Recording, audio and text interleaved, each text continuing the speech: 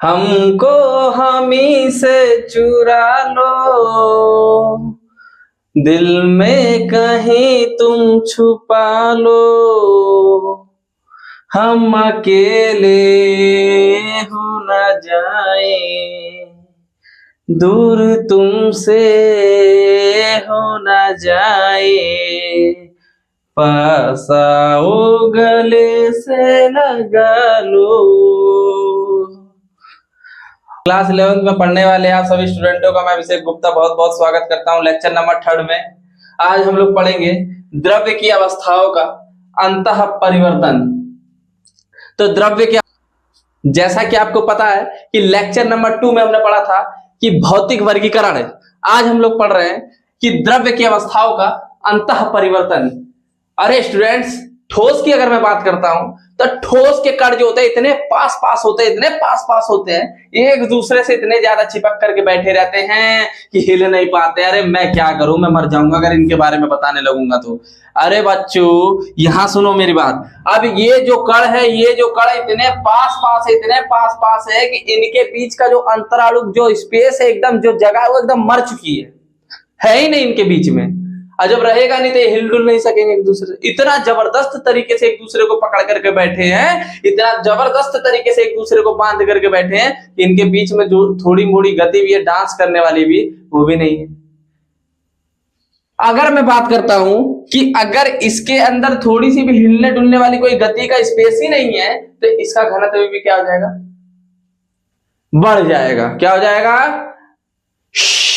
बढ़ जाएगा। इसका घनत्व क्या हो जाएगा? बढ़ जाएगा। आकर्षण बल इतना अधिक है इसके अंदर, ठोस के अंदर इतना अधिक है, ठोस के अंदर आकर्षण बल कि हम कह नहीं सकते।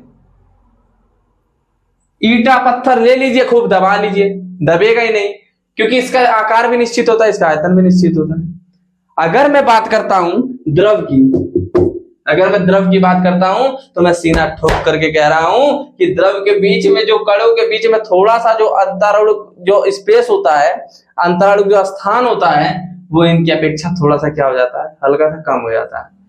और इनके बीच में जो अंतराणु का स्थान है वो बहुत कम है। अरे इसके अंदर कम है, बहुत कम और कम में अंतर होता है। बहुत कम और कम का मतलब ये है, ये नाच भी सकता है इसे ऐसे, ये थोड़ा सा भी नहीं नाच सकता है। अरे नाचेगा, ये डांस करेगा, ये डांस भी नहीं कर सकता, नाच भी नहीं सकता, क्योंकि इसकी इतनी औकात ही नहीं है। अगर मैं यहाँ पर बात करूंगा तो ये हिलेगा डुलेगा, क्योंकि इसके बीच में जो अंतराणु का स्थान है ना, वो थोड़ा सा क्या है? थोड़ा सा कम है। अब ये हिल डुल सकता है, लेकिन इसका आयतन निश्चित है, लेकिन आकृति निश्चित नहीं है। डाल दो ले जाकर के कहीं भी, इसको भगोने में डाल देंगे, भगोने के जैसा आकार का हो जाएगा। छोटी सी बाल्टी में डाल दीजिए, छोटी सी बाल्टी का आकार का हो जाएगा। इसीलिए तो मैं कह रहा हूं कि इसके अंदर जो इसका जो घनत्व होता है वो इसकी अपेक्षा थोड़ा सा लो हो जाता है। थोड़ा सा क्या हो जाएगा? लो हो जाएगा, थोड़ा सा लो हो जाएगा। अब चलते हैं हम गैस की बात करते हैं। अगर मैं स्टूडेंट गैस की बात करूंगा, इसको तो कोई परवाह, अब किसी भी अपने घर हो गया चाहे किसी भी चीज की, इसको कोई परवाह ही नहीं है कि हमारी कोई इज्जत करेगा कि नहीं करेगा। इसको किसी से कुछ लेना देना नहीं है। स्टूडेंट, अगर मैं गैस की बात करता हूं तो इसके कण जो होते हैं इतने दूर दूर होते हैं, छुट्टों की तरह घूम रहे हैं, इतने दूर दूर होते हैं कि इनके बीच का जो अंतराणु का स्थान रहता है बहुत ज्यादा, एकदम क्या हो जाता है? स्पेस पाया जाता है बहुत ज्यादा। अब ये घूम रहे हैं, कहने का मतलब यह है इसका ना तो आकार निश्चित है, ना तो आयतन निश्चित है। भैया इसको ले जाकर के भर दीजिए किसी भी चीज में, उसके जैसा आकार हो जाएगा, इसका आयतन हो जाएगा, कवर कर लिए, लो बैठ गया छुट्टे की तरह। इसे हम गैस कहते हैं। यानी कि द्रव्य की 3 अवस्था, ठोस, द्रव, गैस। 2 और अवस्थाएं हैं जिसको मैं एक का नाम देता हूं प्लाज्मा, 5वें का नाम देता हूं मैं बोस आइंस्टीन कंडेंसेट। 5 अवस्थाएं होती हैं। 2 हमारे लिए जरूरी है, ये जरूरी नहीं होता ना, लेकिन पढ़ते हैं फिर भी। दूर तुमसे हो न जाए, पास आओ गले से लगा लो। देखिए इसके अंदर कह रहा है कि द्रव्य की तीनों अवस्थाएं ताप व दाब परिवर्तन पर आपस में अंतः परिवर्तित हो जाती हैं। अंतः परिवर्तित, खुद के अंदर जो चेंजिंग लेकर आ रही है उसी को तो कह रहे हैं अंतः परिवर्तित। देखिए इधर कह रहा है कि अगर मैं ठोस को गर्म करता हूं तो द्रव में परिवर्तित हो जाएगा।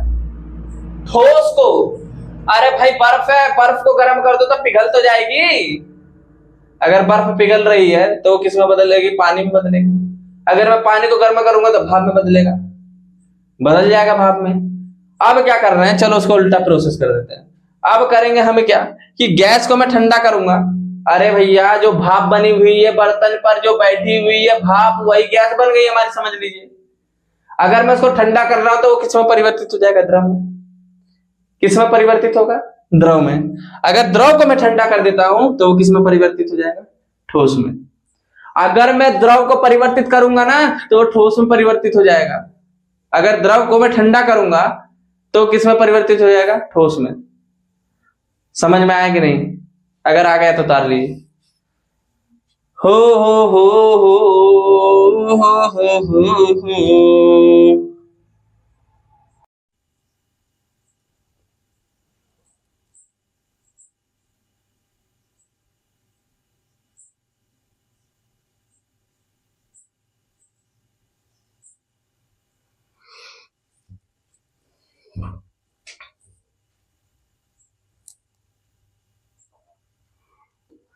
हम अकेले हो न जाए, दूर तुमसे हो न जाए, पास आओ गले से लगा लो।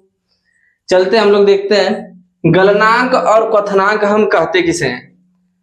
तो स्टूडेंट्स गलनांक और क्वथनांक हम कहते किसे हैं? सबसे इंटरेस्टिंग पॉइंट यही है हमारा। क्लास 9th में हम लोग पढ़ चुके हैं, लेकिन हमको पता है मन से तो पढ़ाई करोगे नहीं तो समझ में कहां से आएगा। अब समझ में आएगा क्योंकि अब हम पढ़ने जा रहे हैं। क्योंकि 9th की चीजें जो होती है वो रिलेट करते हैं क्लास 11 से, तब तो समझ में आता नहीं है, अब समझ में आएगा। हम अकेले हो न जाए। देखिए गलनांक कहते किसे हैं कि जिस ताप पर कोई ठोस पदार्थ अगर पिघल करके द्रव अवस्था में बदल जाता है वह ताप उस पदार्थ का गलनांक कहलाता है। जिस ताप पर अगर कोई ठोस है, अगर कोई ठोस है कि जिस ताप पर कोई ठोस पदार्थ पिघल करके द्रव अवस्था में बदल जाता है वह ताप उस पदार्थ का क्या कहलाता है? गलनांक। होता क्या है, अगर कोई ठोस है, अगर मैं उसको हिट कर रहा हूं, अगर मैं उसको गर्म कर रहा हूं ना, अगर हिट कर रहा हूं तो उसके जो कण होते हैं उनकी काइनेटिक एनर्जी, गतिज ऊर्जा जो होती है वो बढ़ जाती है।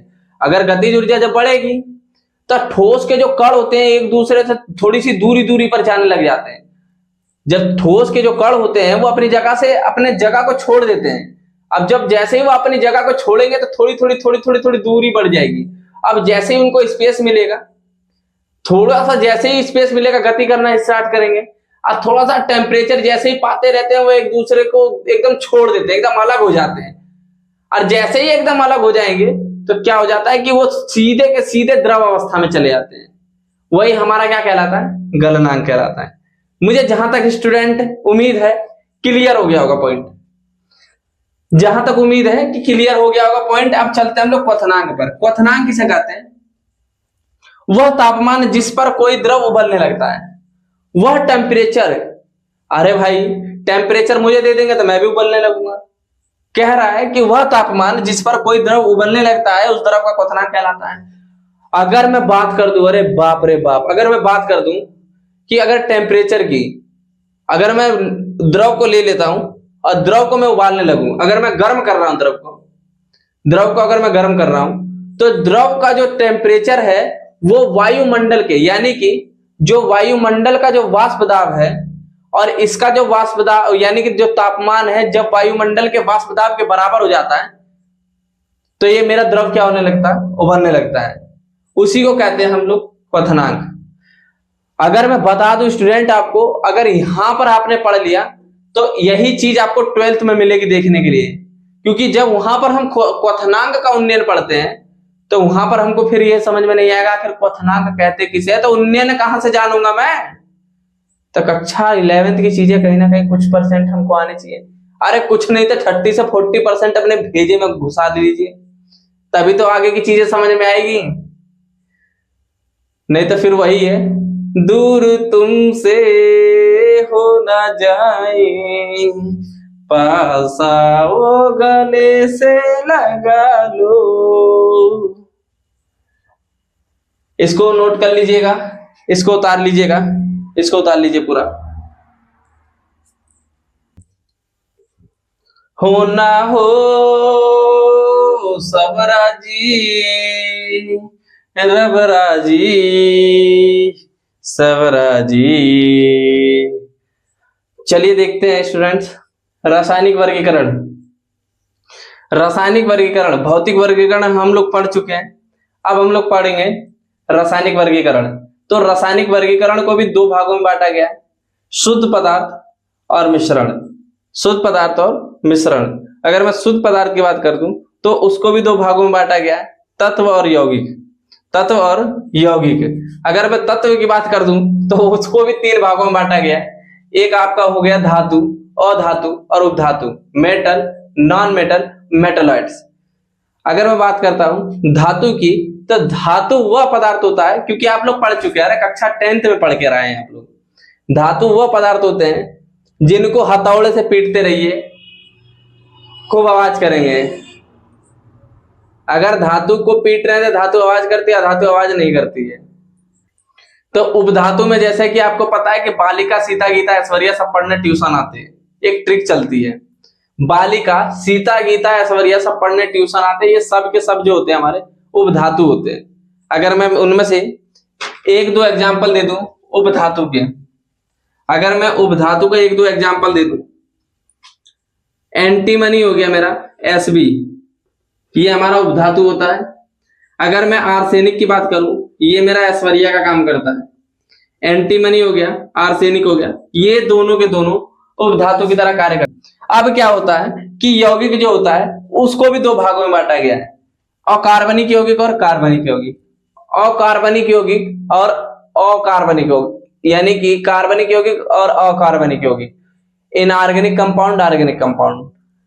अगर यहां पर बात कर रहे हैं मिश्रण, मिश्रण को भी दो भागों में बांटा गया।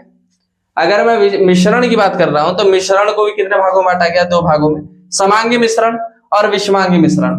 तो समांगी मिश्रण और विषमांगी मिश्रण कहीं ना कहीं आपको पता होगा स्टूडेंट, अरे पढ़ करते आए हो, अरे पढ़कर आए हो कक्षा 10 में। विलियन किसे कहते हैं? 9 में विलियन किसे कहते हैं? अगर मैं बात करता हूं, ये मेरा विलियन में चीनी और पानी का काम करेगा। अगर मैं यहाँ पर एक पतीली भदेली जो भी कुछ है आपके घर में उठा करके लेकर आइए, उसके अंदर पानी मिलाइए, ये मेरा विलायक है। ये मेरा क्या है?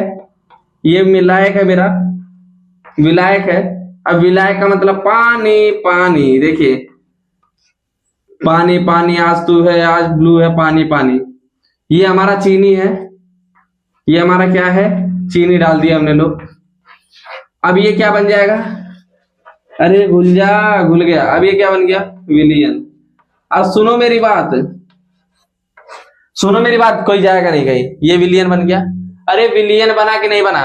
ये विलियन बना है, विलियन। क्या बना है? विलियन। क्या बन गया? ये विलियन। अब यहां पर ये विलियन बन गया हमारा। अब ये विलियन बना कैसा? सबसे बड़ी बात तो ये वाली है ना, ये विलियन बना कैसा है? समांगी विलियन। अगर मैं इसको यहां से अगर एक शीशे के गिलास में लेकर के अगर मैं ऐसे देखता हूं तो दूसरे, यानी कि आपके बगल वाली चीजें हमको सामने वाली चीजें एकदम आर पार दिखाई देगी। क्यों? क्योंकि मिश्रण ही समांगी है। अगर मैं विषमांगी मिश्रण लेता हूं, जैसे रेत का पानी, अगर रेत और ले लूंगा और पानी ले लूंगा, तो उसका बनने वाला जो घोल होगा विषमांगी होगा, एकदम गंदा सॉल्यूशन बनेगा, उसमें कण एकदम साफ साफ दिखाई देंगे। लेकिन चीनी और पानी का जो मिश्रण होगा हमारा, वो होमोजेनियस मिक्सचर बनेगा, यानी समांगी मिश्रण बनेगा। ये मेरा जो है हेट्रोजेनियस मिक्सचर बनेगा। जहां तक मुझको उम्मीद है समझ में आ गया होगा। अब उतार लीजिए, नोट कर लीजिए। रासायनिक वर्गीकरण, भौतिक वर्गीकरण हम लोग कर चुके हैं। इसके बारे में पूरा डिटेल में हम लोग एक्सप्लेन करेंगे नेक्स्ट लेक्चर में। उतार लीजिए।